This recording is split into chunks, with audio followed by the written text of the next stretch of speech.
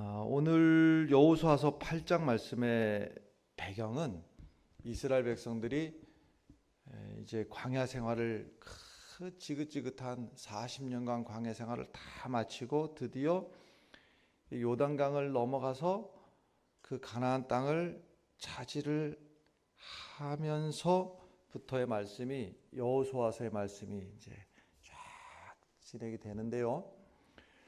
여호수아서를 1장부터 딱 펴기 시작하면서부터 이제 제일 많이 등장하는 말씀이 이제 우리들에게 큰 위로가 되기도 하고 힘이 되기도 하는데, 그 말씀은 다름 아니라 무엇인가 하면 여호수아서 1장을 딱 넘기자마자 마음을 강하게 하고 담대하라, 이런 말씀이 이제 한 번이 아니고 여러 번 반복해서 여호수아서를 쫙 펼치면서 우리 눈에 들어오는 그 은혜의 말씀은 마음을 강하게 하고 담대하라, 이 말씀이 이제 시작이 되는데, 이 말씀이 우리들에게 힘이 되고 은혜가 되지요.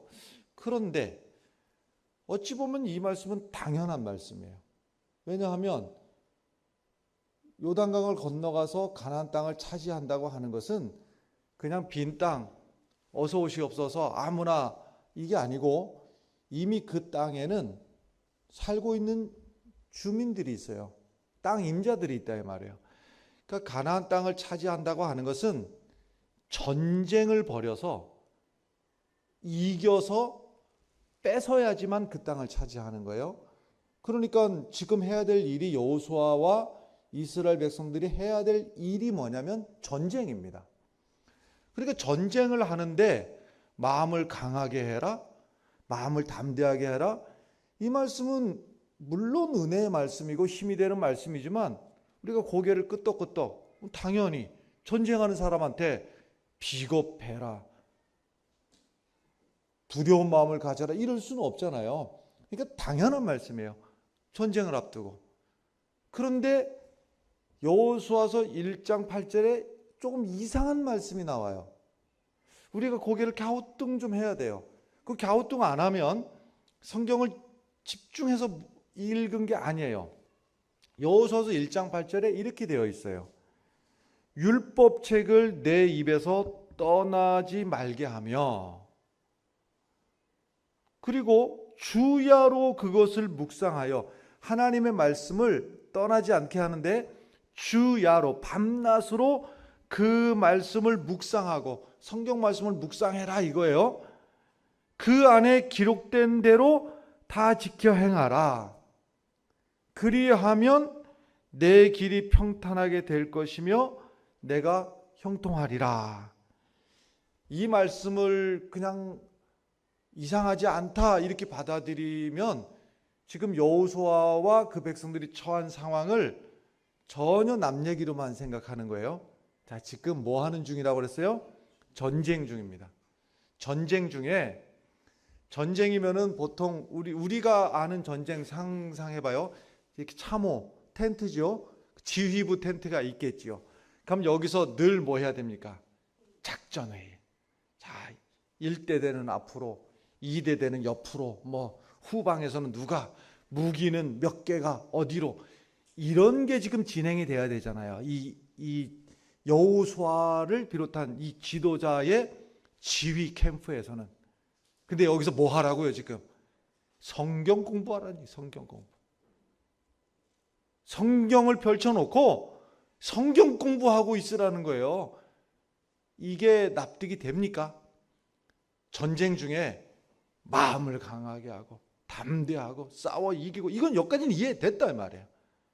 그런데 갑자기 뜬금없이 성경책 펴놓고 하나님 말씀 묵상하고, 지금 전혀, 아니 당장 우리에게 적용해 볼까요? 뭐 그럴 일이 없어야 되겠습니다만은, 이웃 나라나 북한이나 우리가 지금 대규모 전쟁이 발발했는데 거기서 최고 지휘부에서 자, 비행기는 어디로 출격하고 뭐 탱크는, 이 작전을 하고 있어야 되는데, 자, 성경책 펴놓으시고, 자, 옆에 있는 집사님 1절 읽으시고, 뭐 이렇게 돌아가고 있으면 백성들이 지금 이해가 납득이 되겠느냐 이 말입니다. 이런 상황이에요. 지금 상황이, 자, 요단강을 건너왔습니다. 참고적으로 지금 이제 매주 말씀을 잘 따라오시려면 새벽 기도에 나오시면 지금 월요일부터 토요일까지 쭉 왔던 말씀 중에서 제가 주일날 설교를 한다고 그랬어요. 그러면 이제 그 배경을 더 이해하실 수가 있어요. 자, 요단강을 건너왔어요. 그 다음에 여리고성을 이겼어요. 그 다음에 우여곡절이 많지만 아이성을 이겼어요. 자, 성 2개를 빼앗았습니다. 그러면 나머지 나라들이, 나머지 성들이 이제는 우리 차례, 우리가 무너질 차례야. 그러니까 어떻게 하겠어요? 그들이 연합군을 만들어서 저 이스라엘을 한꺼번에 공격하지 않으면 우리가 차례차례로 다 죽게 생겼다. 그래서 주변 나라들이 가만히 있을 리가 없어요. 그들은 반드시 힘을 합쳐가지고 이스라엘을 공격할 거예요. 그럼 지금 얼마나 말하자면 저 대규모 전쟁의 시작에서 일단 이쪽에서 성 하나를 뺏고 2개를 뺏고 서로 간의 긴장 관계가 이제는 서로 밀릴 수가 없는, 죽느냐 사느냐, 아주 긴박한 이 상황에서 여기서 지금 다른 데 눈을 돌릴 틈이 없는 이 와중에 여호수아가 갑자기 자, 전체 수도하고 약간 북쪽 서쪽으로다가 한 30km쯤 거기 가서 세겜이라고 하는 곳으로 백성들을 데리고 가는데, 전쟁하다 말고 지금 무슨 짓을 하고 있는가 하면 세겜이라고 하는 요 지역에 이제 양쪽에 하나가 에발산이 있고 하나가 그리심산이 있어요. 2개의 산이 있는데 그 2개의 산 양쪽에 언저리에 12개 지파, 전체 이스라엘의 장정만 60만 명인데 그 60만 명을 배치를 어떻게 하는가 하면 12개 지파별로 6개 지파는 에발산 쪽으로, 6개 지파는 그리심산 쪽으로. 에발산은 저주를 상징하고 그리심산은 축복을 상징하는데, 그래서 여기서 지금 이 세겜 가운데서 얼마나 웅장할까 한번 생각해 봐봐요. 60만 명이 에발산 쪽에 30만 명, 그리심산 쪽에 30만 명이 쫙 포진이 되어 있는데, 여기서 이제 하나님의 말씀을 쫙 선포를 하는데, 먼저는 저주에 관한 말씀을 갖다가 이렇게 전하면, 말하자면 너희가 하나님의 말씀을 순종하지 아니하고 그 명령을 떠나서 너희가 하나님의 말씀을 벗어나면 너희는 저주를 받을 것이요 하면은, 그때 에발산 쪽에 있던 이 6개 지파 30만 명이 동시에 아멘 이렇게 하는 거예요. 근데 반대로다가 또 너희가 하나님의 말씀을 준행하고 그 말씀을 따라서 살면 너희는 너희에게 복이 임할 것이요 하면, 이쪽에 그리심산 쪽에서 아멘, 그 웅장함이 느껴집니까 여러분? 이 30만 명이 양쪽에 30만 60 장정만, 어린애들까지 하면 더 많겠죠. 그래서 요 상황이 지금 30절 말씀, 오늘 본문 30절 말씀을 가서 보면 이렇게 되어 있어요. 그때 여호수아가 이스라엘의 하나님 여호와를 위하여 에발산에 한 제단을 쌓았으니, 근데 이제 제단을 쌓은 것은 어느 쪽에 쌓는가 하면 저주를 상징하는 에발산 쪽에 이제 제단을 쌓고 거기에 번제와 화목제를 하나님 앞에 드리고, 그리고 나서 쭉 지나서 35절 제일 마지막에 보면 모세가 명령한 것은 여호수아와 이스라엘 온 회중과 여자들과 아이와 그들 중에 동행하는 거류민들 앞에서 낭독하지 아니한 말이 하나도 없었더라 이렇게 했어요. 그래서 지금 다시 처음으로 돌아가 보면 뭐 하던 중에, 전쟁하던 중에, 지금 전쟁을 멈추고 북쪽으로 전쟁터를 벗어나서 북쪽으로 30km를 쭉 올라가는데, 여기 혼자 가면 30km면 하루면 갑니다. 보통 건강한 분들은. 근데 이제 어린아이들 뭐 이 대군이 움직여야 되니까 아마 한 이틀, 3일, 4일 이렇게 걸렸을 거예요. 그 이동 거리가. 그러면 이게 뭐 하자는 얘기냐면 죽자는 얘기예요. 지금 연합군들이, 가나안 땅의 연합군들이 이스라엘 지금 호시탐탐 적들이 지금 죽이려고 지금 죽일 듯이 지금 관찰하고 있는데, 이 전쟁하다 말고 예배 드리러 간다고 에발산으로 쭉 올라가는, 이 세겜 쪽으로 올라가는 이 대열은 옆에서 공격하는 날이면 다 죽자는 얘기입니다. 지금 뭔 짓을 하고 있는 거냐 말이에요. 그 전쟁하다 말고 한 일이 이 에발산 앞에서, 세겜에서 하나님의 말씀을 기록하고, 그 기록을 어떻게 하는가 하면요, 큰 돌을 취해다가 그 위에 회치를 해가지고 이제 글씨가 잘 보이도록 하기 위해서 회치를 하는 겁니다. 그리고 거기다 하나님의 율법의 말씀을 기록을 하는 거예요. 하나님의 말씀을 기록을 하고, 그 다음에 하나님의 말씀을 낭독을 하고, 낭독을 하는 것은 그것도 대충 하는 게 아니라 하나도 남김없이, 낭독하지 아니한 말이 하나도 없이 또박또박 하나님의 말씀을 다 낭독을 하고, 그리고 그 하나님의 말씀을 백성들이 듣고 이 말씀을 불순종하면 저주를 받을 것이요 하면 아멘 하고, 이 말씀대로 준행하면 복을 받을 것이요 하면 아멘 하고 지금 이러고 있는 거예요. 전쟁하다 말고 지금 참 희한한 짓을 하고 있는 거예요.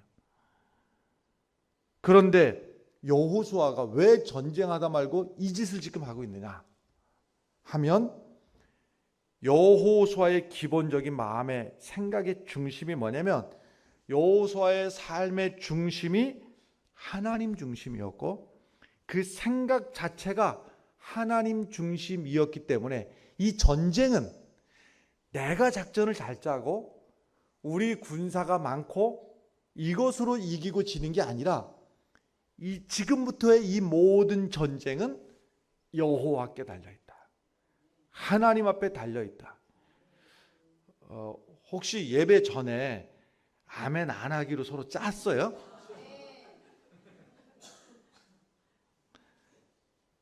그 여호수아 5장에 보면 무슨 이야기가 있는가 하면, 갑자기 군대 장관이 등장을 합니다. 지금 여기를 이제 쭉 여호수아서를 이렇게 쭉 읽다가 뜬금없이 이 얘기가 무슨 얘기인가 하는 얘기가 나와요. 갑자기 뭐 이런저런 얘기가 흘러가다가 갑자기 여호와의 군대 장관이, 하나님의 군대 장관이 여호수아 앞에 딱 나타나요.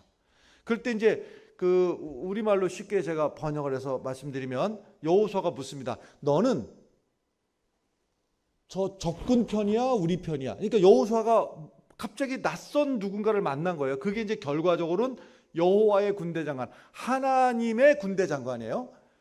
갑자기 나타나니까 묻잖아요. 너는 우리 편이야, 적 편이야? 이렇게 물을 때 그 대답을 뭐라고 하는가 하면, 나는, 여호와의 군대 장관이 하는 말, 나는 여호와의 군대 장관으로 지금 여기에 있노라. 이게 무슨 말씀인가 하면, 우리는 기준을 잡고 뭘 기준이냐면, 너는 네 편이야, 내 편이야? 너는 나에게 이로와 해로와, 이거를 나의 기준으로, 나에게 이로운가 해로운가, 내 편인가 내 편이 아닌가, 기준이 나잖아요 우리는.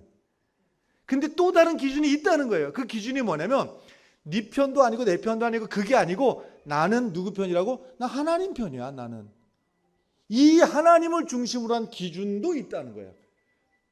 그러니까 우리가요, 여호수아는 지금 그 기준을, 무슨 기준을 가지고 있는가 하면 하나님이라고 하는 기준을 가지고 있어요. 그 기준을 달리 말하자면 하나님 중심으로, 이것이 하나님께서 원하시는 일이냐 아니냐. 다시 조금 전에 봤던 30절 말씀을 다시 한번 보면 이래요. 그때에 30절의 말씀, 여호수아가 이스라엘의 하나님 여호와를 위하여 제단을 쌓는데, 누구를 위해서 쌓았다고요? 여호와를 위하여. 그러니까 중심이 어디에 있는가 하면, 여호수아는 하나님 중심이었다. 여호와가 우선이고, 예배 드리는 것이 우선이고, 말씀이 우선이고, 지금 너희들이 이 두 산, 축복의 산, 그리심산, 저 저주의 산 에발산이 딱 나뉘어진 것처럼 너희들의 삶이 딱 둘로 나뉘어진다. 하나는 하나님 말씀에 붙들려 살면 너희들이 복을 받고 하나님 말씀 떠나면 너희에게 저주가 임한다. 어느 쪽을 선택할 거냐? 이것을 지금 백성들에게 전쟁을 하다 말고 이 설명을 하고 있는 거예요. 우리가 자꾸 안 그러려고 하는데 자꾸 주변에 이렇게 시선을 의식하게 되죠. 남들이 나를 어떻게 볼까? 남들이 나를 어떻게 생각할까? 여론은 어떤가? 베드로하고 제자들이요, 예수님을 남겨두고 배를 타고 가다가 풍랑을 만났습니다. 막 풍랑이 막 일어나는 거예요. 그런데 예수님이 여기 계셨으면 참 좋았을 텐데 예수님도 안 계시는데 가만히 그 막 풍랑 속에서 배는 막 뭐 기우뚱기우뚱 하고 있는데 저 보니까 누가 물 위에서 걸어오고 있어요. 그래서 귀신인가 싶어갖고, 그러니까 예수님이 귀신이 아니야, 나야, 야 나야, 걱정하지 마. 그랬더니 이제 베드로가 참 성격이 급하거든요. 주님, 저도 물 위로 한번 걸어가겠습니다. 예수님이 와. 그리고 예수님이 와 그러니까는 물 위로 이제 걸어갔어요.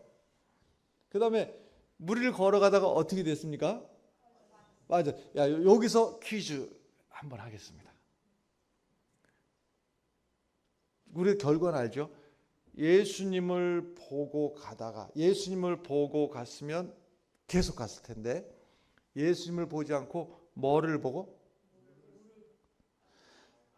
자, 여기서 말입니다. 정답을 딱 떨어지게 말씀하시는 분에게는 목사님이 선물 드리겠습니다. 자, 누가 도전? 베드로가 무엇을 보고 물에 빠졌을까? 예. 아쉽습니다. 예. 딱 떨어지게 정답을 딱 말하면 선물을 드리겠습니다. 아쉽습니다. 성경에 있는 단어가 딱 떨어지게 나오면 제가 그 기준으로 하겠습니다. 자, 지금 이제 나온 것들은 제하시면 됩니다. 한번 도전해 보시죠. 희원이 도전. 저 위에 창조 도전. 풍랑. 아쉽습니다.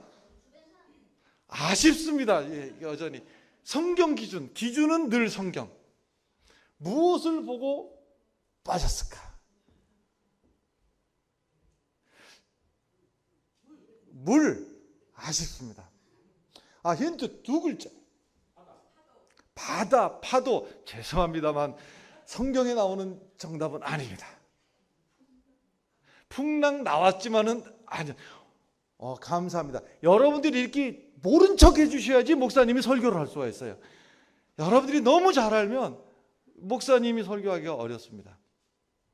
자, 그러면 가만히 있어보자. 앞에 지금 그 입술을 보니까 맞출 것 같아서, 자, 아름 집사님 도전. 아쉽습니다. 네. 아쉽습니다. 뭐 다 그런 의미가 있습니다만은 두 글자를 무엇을 땡땡 보고, 두 글자를 보고. 창조 다시 도전. 바람 맞습니다. 박수.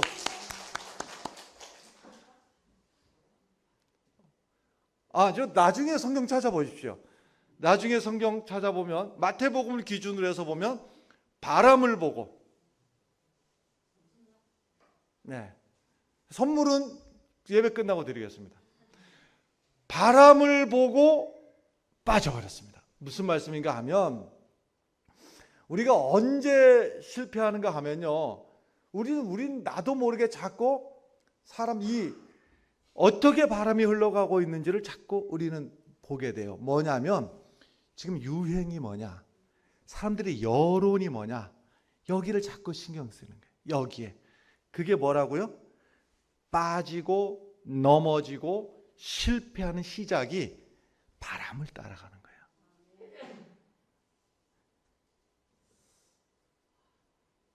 지금 사도 바울 같은 경우에는요, 지금 여론이 어떻게 되는가 하면, 그것도 못돼 먹은 사람들이 하는 말이면은 제해버리면 되는데, 사도 바울 주변에 성령이 충만한 사람, 사도 바울을 사랑하는 사람, 사도 바울 편에 있는 사람들이 지금 하는 여론이 뭐냐면, 예루살렘에 가지 마시라.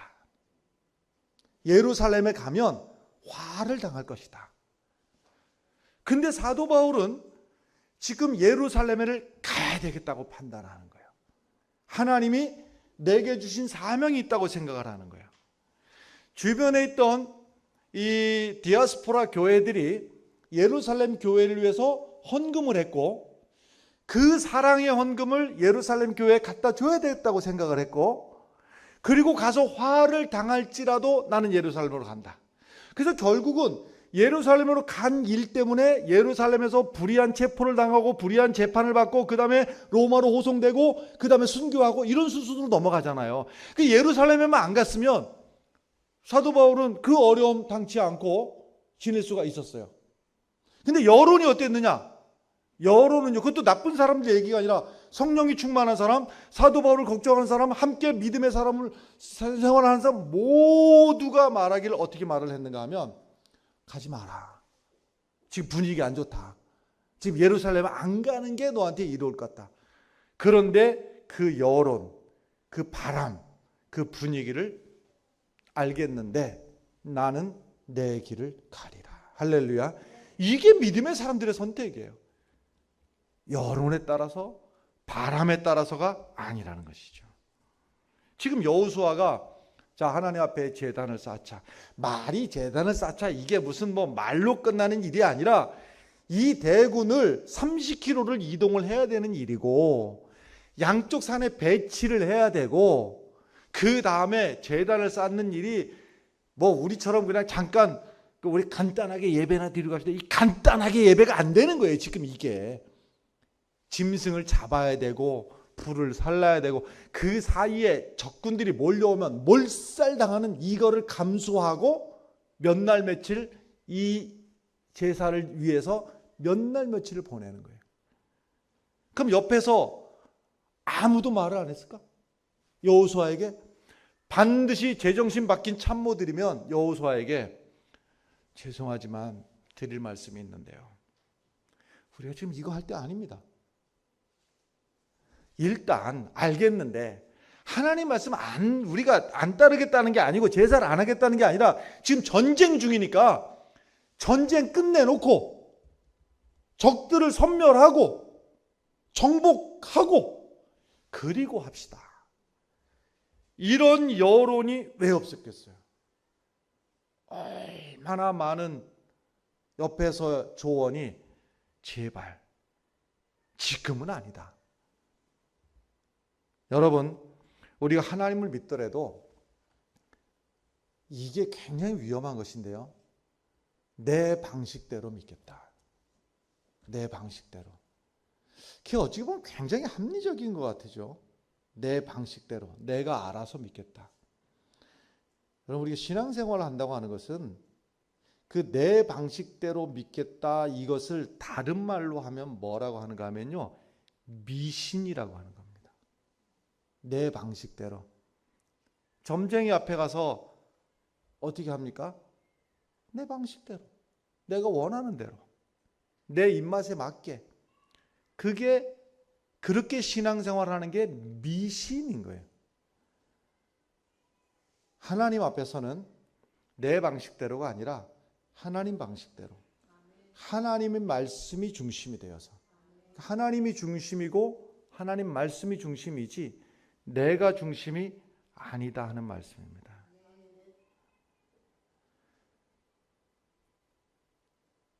이렇게 하니까 그러면 하나님 앞에 경배하고 하나님 말씀 중심, 하나님 중심해야 된다니까, 목사님 그럼 일단 알겠습니다. 그러면 제가 일단 내일 직장 가서 사표부터 내고, 그리고 집에서 이제 주부로 일하시는 분들 전업주부로 일하시는 분들은 내일부터 집안일 다 팽개치고, 그리고 이제 교회로 모여서 아침부터 이렇게 하자, 예배드리고 성경 공부, 그런 일이 아니잖아요. 이 실제로요, 우리가 집안일 다 집어 던져놓고 직장일 팽개치고 이렇게 하자는 뜻이 아니고, 하나님께서 내게, 우리가 조금만 귀를 기울여보면요, 내 마음속에 하나님이 마음의 소원을 주시는 거예요. 그게 지금은 하나님 말씀 앞에 하나님 말씀을 들을 때다. 지금은 하나님 말씀에 귀 기울일 때다. 예배할 때다. 이것을 분별을 할 수가 있어야 되는데, 여러분, 믿음의 사람은 회사 생활도 열심히 해야 됩니다. 기왕 사업을 운영해도 기왕이면은 잘 돼야 됩니다. 그런데 하나님께서 지금 내게 무엇을 원하시는가를 우리가 그것을 예민하게 느낄 수 있고 들을 수 있는 그 영적 감각들이 있어야 되는데요. 말하자면, 자, 우리가 이웃을 도웁시다, 선교를 합시다, 뭐 이런 선한 일을 우리가 교회에서 합시다 할 때, 이러면 저 뒤에서 지금 나 먹고 살기도 지금 빠듯하고 힘든데 지금 선교가 다 뭐냐, 선한 일이 다 뭐냐, 이것이 이제 내 중심의 생각인데, 그럴 때 말이죠, 참 어렵지만 말이죠, 어렵지만, 그래, 이 일을 지금 내 삶의 기준으로 보면 이게 어려울 수도 있고 참 부담이 될 수도 있고, 이럴 때 그래, 이번 결정은 하나님이 무엇을 원하실까, 하나님 중심으로 내가 한번 결정해보자.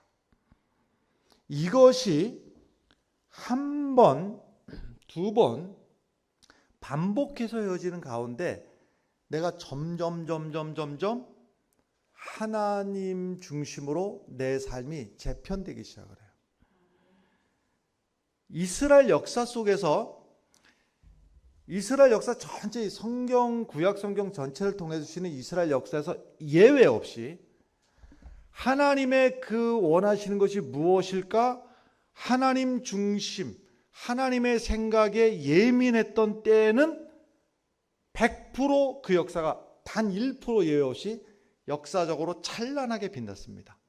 하나님이 은혜를 부어주셨고, 그야말로 들어와도 복을 받고 나가도 복을 받고, 뭐 말씀에는 없습니다마는 심지어 해석하자면 자빠져도 복을 받고, 엎어져도 복을 받고, 제껴져도 복을 받고, 뭐 이렇게 돼요. 그런데 하나님 말씀에서 벗어나는 순간이면, 그 중심이 하나님 중심, 말씀 중심에서 내 중심으로 옮겨오는 순간이면, 이때는 역사적으로 암흑의 시대였고, 말하자면 이런 때들이죠. 사사기, 그 긴 이야기가 캄캄하죠. 캄캄해. 그 시대가 바로 하나님 말씀을 떠날 때였고, 그 다음에 아수르, 바벨론으로부터 나라가 침탈당하고 망하고 포로 생활하고, 이때가 바로 하나님 말씀을 떠나 있을 그때였어요. 심지어는 말라기 선지자를 끝으로 하나님의 말씀이 막혀버리고, 더 이상 세례 요한이 올 때까지의 그 400년이 넘는 그 신구약 중간기에 캄캄한, 역사적으로 하나님이 한 말씀도 하지 않았던 그 어두운 시대가 하나님을 떠났던 시대다. 그러면 그들에게만인가? 여러분, 우리 인생에, 여러분들의 가정에, 여러분들의 인생에도 나는 하나님의 은혜의 빛이 비춰지기를 바라요. 그것은 바로 하나님 중심으로, 말씀 중심으로 서 있을 때 하나님의 은혜의 빛이 비춰 주시게 되는 겁니다. 지금 우리가 읽은 요 6절입니까? 30절부터 해서 이 짧은 그 말씀 중에서 보면, 모세가 명한 대로, 요 말씀이 2번 나오고, 그 다음에 율법책에 기록된 대로, 이게 이제 2번 나와요. 무슨 말씀인가 하면, 여호수아가 지금 지 하고 싶은 대로 하는 게 아니고 모세를 통해서 율법책에 기록된 그대로. 그럼 모세는 지 맘대로 기록한 거냐? 아니에요. 모세에게 누가 말씀해 주셨어요? 하나님이 말씀해 주신 것을, 그것을 여호수아가 그대로 한번 해보자. 한번 해보자. 이 전쟁에 이길 수도 있고 질 수도 있는데, 지금 전쟁 중에 전쟁하다 말고 지금 성경책 열어놓고 하나님의 제사 드리고 이게 미친 짓인 것처럼 보이나? 한번 해보자. 미친 짓인지 뭔지 한번 해보자. 하나님이 정말 이 전쟁을 책임져 주시는지 해보자. 여러분, 이 하나님 말씀 앞에서 이 고백이 우리의 고백이 되기를 바라요. 그러면 하나님이 그 다음부터 여호수아를 책임져 주신 것처럼 하나님이 우리 교회를 책임져 주시고 우리의 삶을 책임져 주실 겁니다. 성경 중심이라고, 말씀 중심이라고 하는 것이요, 물론 말씀을 대할 때 읽어야 됩니다. 말씀을. 근데 말씀을 외우는 것도 참 중요합니다. 말씀을 외우시는 것도 중요해요. 왜 외우는 게 중요한가 하면요, 많이 외우든 조금 외우든 외우십시오. 결국은 말씀을 외운 것의 능력은요, 중요한 순간에 그 말씀이 기억나게 하고 그 말씀이 내 판단의 기준이 되기 때문에 그렇습니다. 그러니까 말씀을 많이 외워도 좋지만 몇 개라도 좀 외우시면 참 좋습니다. 몇 개라도. 그러면 그 말씀이 생각나고 내 삶의 판단의 기준이 되기 때문에 그래요.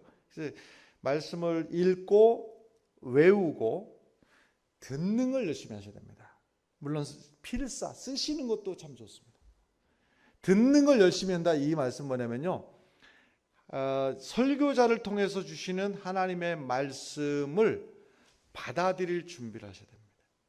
받아들일. 근데 여기서 이제, 그런데요, 중요한 게 있어요. 하나님의 말씀은요, 배우는 게 목적이 아니라 배우는 건 수단입니다. 하나님의 말씀은 최종 목적은 지켜 행하는 거예요.